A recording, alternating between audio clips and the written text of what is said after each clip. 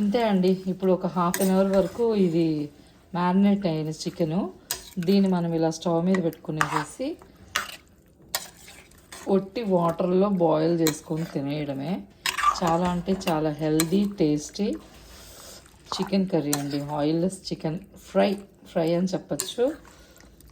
ఎవరైనా డైట్లో ఉన్నప్పుడు ఇది చాలా యూజ్ అవుతుందన్నమాట. నేనైతే ఇవాళ నుంచి కొంచెం డైట్ స్టార్ట్ చేశాను. చేస్తూనే ఉంటాలే, నేనేందో డైట్ చేస్తూనే ఉంటా. అది అంతే జరుగుతూ ఉంటుంది. దాంట్లో భాగంగా ఈరోజు ఏదో ఒక ప్రయత్నం చేస్తున్నాను. బట్ ఏంటంటే ఆల్రెడీ నేను ఇది చేశాను. తంగిడి కబాబ్ అని మనకి బయట దొరుకుతుంది కదా, అలా వచ్చింది టేస్ట్. అయితే ట్రై చేయండి, ఎలా ఉందో ట్రై చేసి నాకు కమెంట్స్ పెట్టండి, మర్చిపోకండి. ఇది ఫుల్గా బాయిల్ అయిపోవాలన్నమాట.